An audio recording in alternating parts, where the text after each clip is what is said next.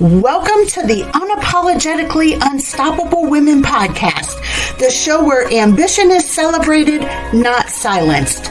Lori, Ann, and Angie are your hosts, and each week we dive into real, unfiltered conversations about women doing extraordinary things in their lives and in their businesses. Here we don't shrink to fit expectations or apologize for our success. We share stories that are inspiring, hilarious, and always authentic, because becoming unstoppable isn't about perfection, it's about persistence. So grab your coffee, get comfortable, and join our community of women who know that no is a complete sentence and there are no limits to what we can achieve together. Hey, good morning, everybody. We're so happy to have you with us, where we are talking about owning your choices. So unapologetically, unstoppably own your choices.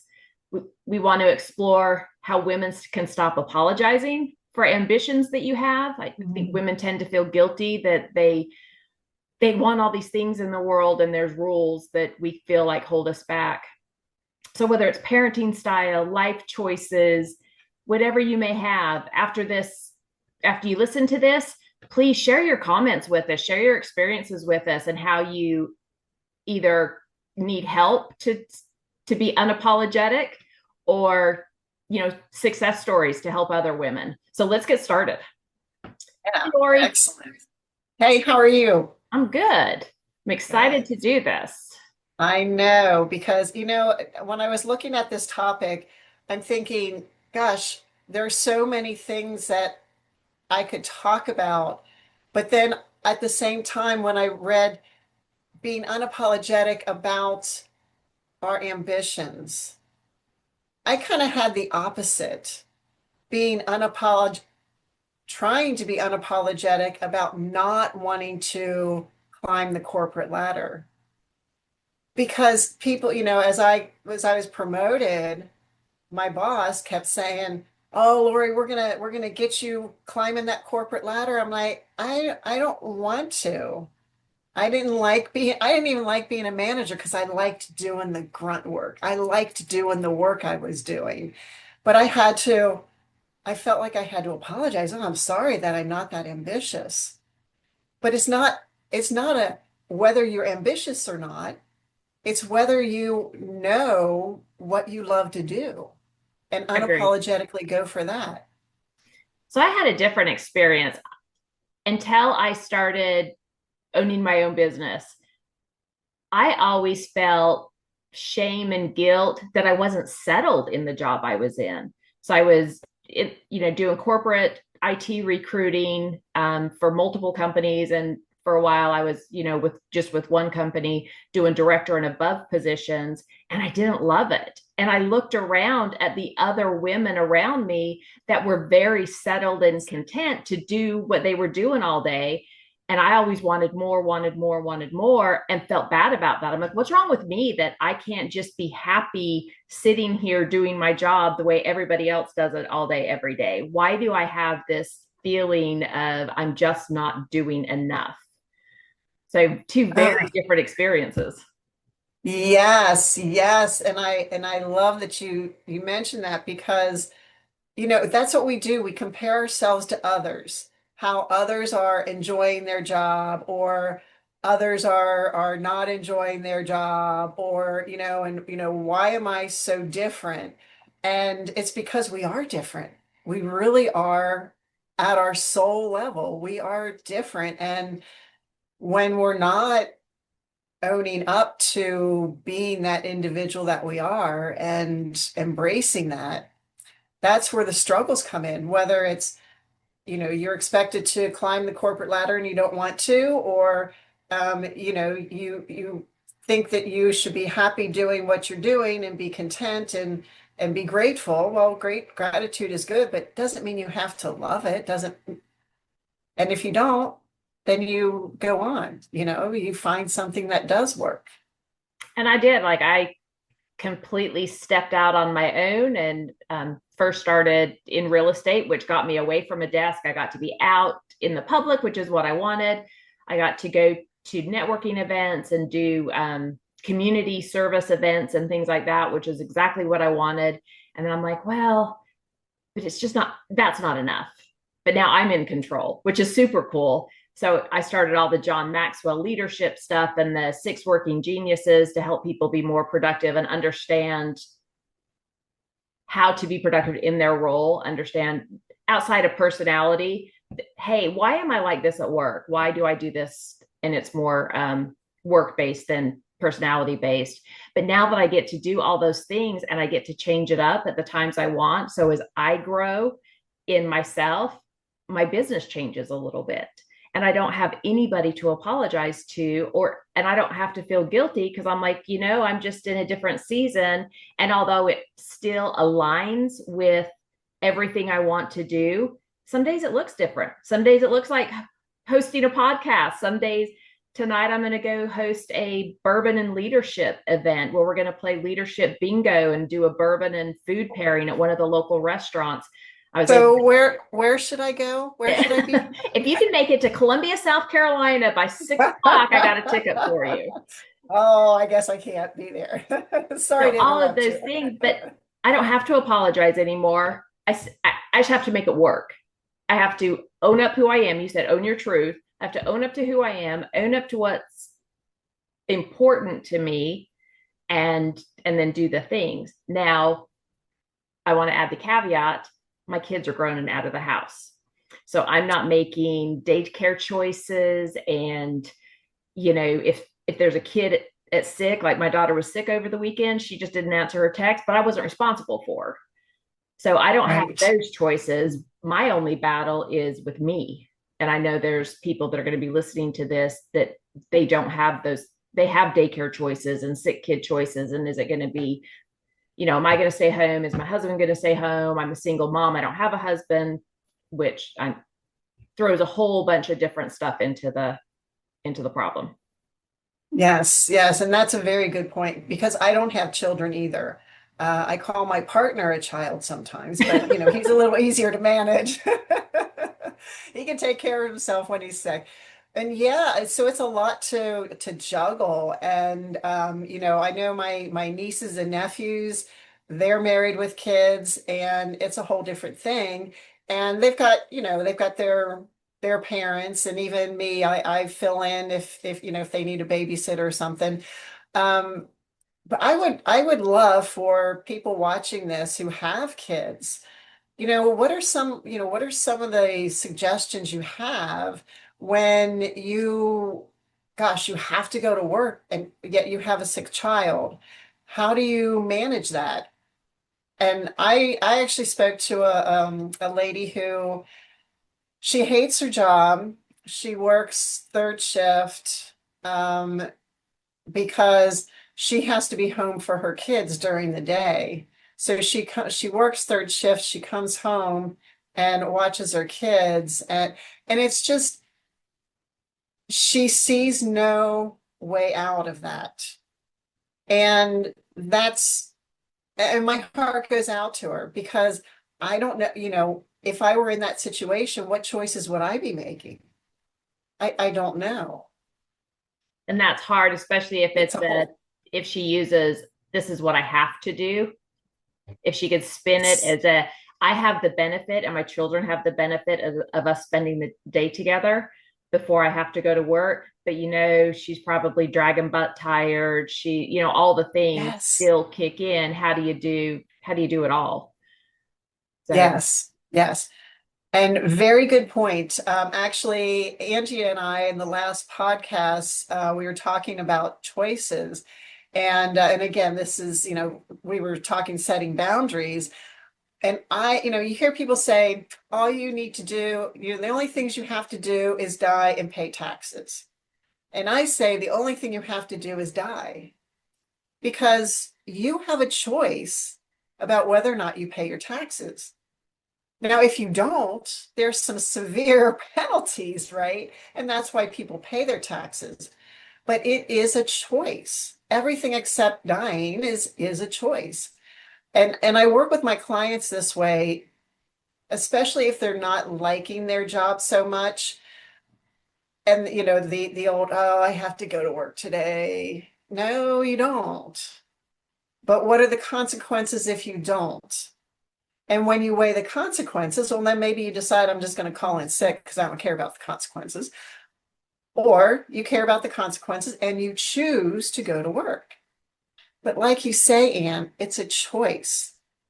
And when we tell ourselves and when we know that it's a choice, we we control, we keep our power.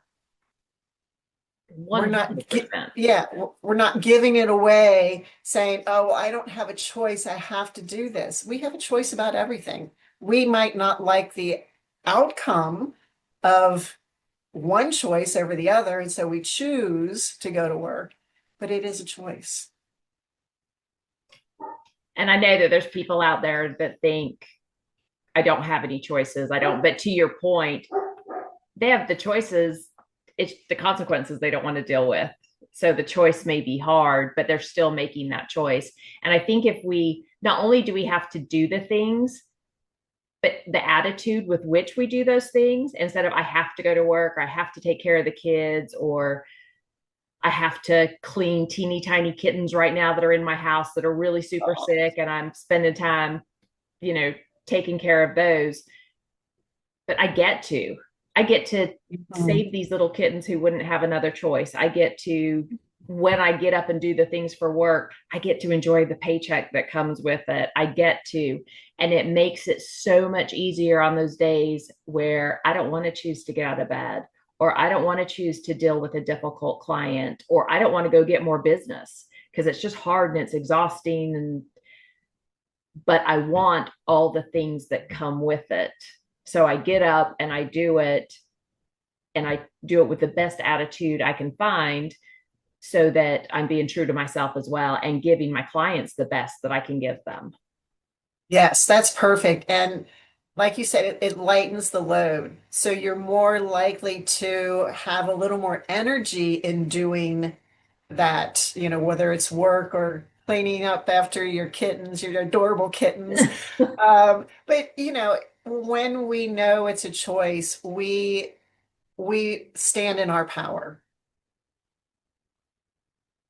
And it just makes things, like you said, it's easier to do. It's a lighter load. You just feel, uh, yeah, you feel freer. You feel free, right? You have freedom of choice. And that's exactly it. It's freedom. I keep using that word get, but you have the freedom to choose, and you have the freedom to accept the good, the bad, and whatever else comes along with it. Yes, yes.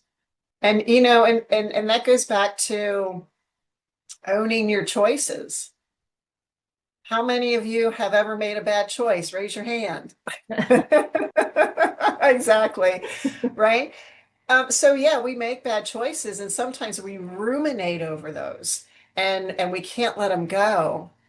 And I would do the same thing, oh gosh, I'm so sorry I said that. I said, oh my gosh, why did I do that? But at the same time, I've learned that when we look at what I don't even want to say regret. When we look at our choices and the choices didn't turn out the way we wanted them, was there something that we learned from it? Maybe it was just to make a better choice the next time. So owning your choices and standing up and saying, you know what, when I said XYZ, I was way out of line and I apologize. Or, when I chose not to take that promotion, I regret it now. And if it should come up again, I hope that you consider me again. So we can learn from our choices, good, bad, or indifferent. Well, and I think too, so outside of work, like parenting styles, owning a parenting style. So when we were raising the kids, I was one, they started out the year with every school year, you have total freedom. You can go to bed when you want, eat what you want, whatever. that you have to maintain A's and B's. As soon as you drop below A's and B's, then we start putting restrictions in place because you can't manage your choices. Every year, at some point, my kids would be like, Mom, I'm like, I didn't do anything to you. I gave you total freedom. The choices you made took that freedom away from you. So my oldest daughter would spend about the first half of the year grounded, or each semester she would spend grounded because she would start out playing, and then she would buckle up and pull everything up the second half. I'm like, why don't you just do that from the beginning? Why do we have to go through the grounding phase to get you to do what you know how to do all the time anyway? So that was fun, a fun parenting style. It's like, hey, you have freedom. Yeah, I mean, curfews, things like that. But as far as, you don't have to go to bed at 9 o'clock if you don't feel like it, but you have to get up and go to school, and you have to do well the next day. So if you can do that and stay up till 10 or 11 or whatever, then you get to do that. It never lasted very long. The other was, my husband at the time was like, yeah, you can ride your bike to the store. And that's where I was like, no, we don't live in that kind of a world anymore. They don't get to just be off on roads and bikes, and I don't know where they're at. So that's where the clash of parenting styles came in. He wanted to give them a lot more freedom. And because I had girls, and because I am a girl who grew up with some, bad experiences happening to her, I was like, no, no, no, no, no. So I very tightly controlled what I felt like was their safety. And that we had some parenting clashes there. But I could always explain, at the end of the day, if I kept you safe, but I drove you to the store to get whatever you wanted, and you didn't get to ride your bike, then did I really do anything wrong? But I don't know that I ever apologized for being probably, they would say, overprotective. I thought I was like completely within my rights, but I never apologized. I'm like, no, if I make a different choice and something happens to you, I won't be able to live with it. If I'm slightly overprotective and you have to go to counseling for it, I'll pay for those sessions, but at least I'll know you're safe. Mom, you ruined my life. Exactly. Like, I'll pay for those sessions. It's fine. I get it. I know we have the ability, well, not the ability, but we have the responsibility to make choices all day, every day. But when do you feel most like you have to apologize for something? When I really screwed up and hurt somebody's feelings. Yeah. It's been several years. I've got 3 sisters and a brother, and I love them dearly. And my one sister and we clashed a lot in high school. I mean, we were just like at each other's throats in high school. But after that, we became really actually best friends. And I went through a period where I wasn't very nice to her because I wasn't allowing her to be her. I was trying to change her. And it was actually Marianne Williamson. I was at a seminar and she was speaking, and somebody asked a question, and it was about her boyfriend is, an alcoholic and just all this stuff. And she just said, you are on your path. He is on his path. You have to choose whether or not the paths can ever come together, but you have to allow him to follow his path. And the whole time I'm thinking, I need to let my sister follow her path. And so I apologized to her because I was trying to change who she was. And she's a beautiful, lovely human being with a heart of gold. And I was trying to change her. And that was, and I thought it was for her own good, right? And I was wrong, and I was terribly wrong. And so I apologized. I apologized unapologetically because I really felt that I needed to apologize. So being unapologetic doesn't mean you never apologize.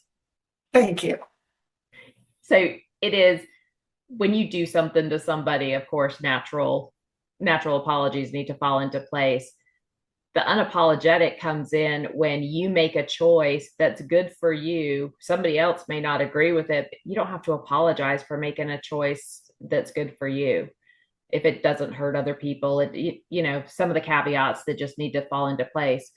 But if you make a choice to, hey, I'm going to get a babysitter to watch my sick kid because I really want to go to this meeting at work, you don't have to apologize for that. We have to live up to who we are, even though there's other people involved in our lives. Right. And we don't have to apologize for wanting to climb the corporate ladder. We don't have to apologize for not wanting to climb the corporate ladder. We have to own who we are and what our passions are. And certainly we should never apologize for taking time for our own self-care. 100% agree. And it's not just being unapologetic isn't just corporate. It, in my business, I make choices all the time about how I'm going to spend my time. Dinner may or may not get made because I'm doing something else, and I'm not going to apologize for that. He knows how to cook too. So, Exactly. And that sounds silly, but some of the choices we apologize for, other people would look and go, that's silly. Why'd you do that? You don't owe anybody anything. So when my partner moved in with me, I was trying to make him feel at home. And it's funny because I must have been apologizing for every little thing. He's like, why are you apologizing? He's like, women are always apologizing for stuff they should never be apologizing for. And I thought, that coming from a man, I just love that, But why are you apologizing? It is what it is. You don't want to do this, you want to do this. Don't apologize. I was like, and you know what? And the weird thing is, I didn't get it. I'm like, yeah, but I am sorry. Why? I mean, he was teaching me. Isn't that crazy? I love that somebody would take the time to go, hey, think about what you're doing. Just think about the words. I still find myself tempted to say, I'm sorry that this is how I think. And I'm like, I'm not sorry. I'm sorry that you don't like it. That part's true. Like, I hate that for you, but this is how I think. I'm not going to apologize because, again, if I'm not hurting anybody or doing, something like that, then like, this is how I am. This is the choice I make. And if I can own it, I need you to respect it. Yes. I love that. I love that. I need you to respect it. And if you can't respect it, then there's something wrong in our relationship, right? Or just further discussion is required, but yeah. Right. Yes. Yeah. Yeah. But I love this. I love this topic. I am such a huge choice person. Like I preach choices all the time. Mm-hmm. When somebody tries to project something on me, I'm like, that was your choice. That has nothing to do. What you did impacts me, but it has nothing to do with me. I'm like, deal with your choices. So I'm maybe a little further on the unapologetic side than some people would like. But that's good. And don't apologize for being unapologetic, right? And I think a lot of people expect women to, because we apologize all the time, we tend to apologize all the time. And so, like you said, it might be shocking to someone that you're not apologizing all the time, but good for you that you're not. I wish I'm more conscious about it. And I wish it wasn't such a reaction sometimes, just say, oh, I'm sorry. I didn't really do anything. Yep. Then definitely don't take ownership of something that's not yours. Yes. Well, I feel like this has been good, and I really hope that we get some response and some feedback from the listeners in what you do. I want to hear your stories and hear how you have either learned to not apologize or or maybe some tidbits that you took away from this that you're saying, hey, I'm going to implement that and I'm going to see how it helps. Absolutely. Absolutely. Tell us when you've unapologetically been proudful or prideful of what you did, what you accomplished. And tell us if you maybe didn't say, oh, hey, look, I got a promotion, or I made $100,000 this year, or whatever.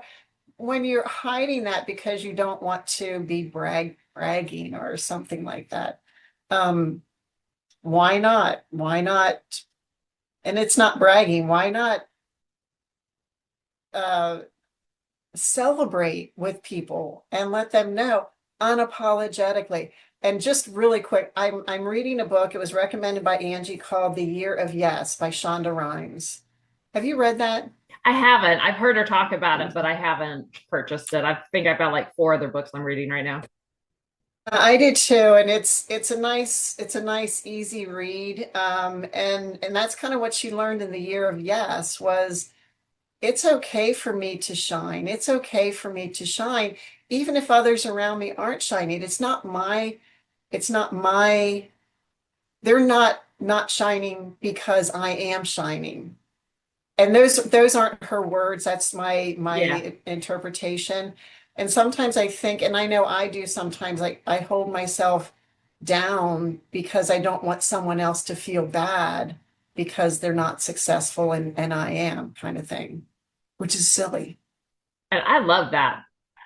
Don't apologize for being successful. Don't apologize for living your truth. Don't apologize for, if you hit an achievement that you're proud of, because you're right. People are like, oh, well, you shouldn't be talking about, but I'm proud of that. That took a lot of work. Like, exactly. I was Diplomat of the Year for the Columbia Chamber a couple of years ago. And that took lots and lots of hours of volunteering and attending and doing all the things. And I'm like, it's in my email signature. I'm like, heck yeah, I'm putting it out there. I worked really, really hard for that. And although the award wasn't the expectation, I loved the fact that I'm like, hey, I'm recognized for putting in a lot of effort.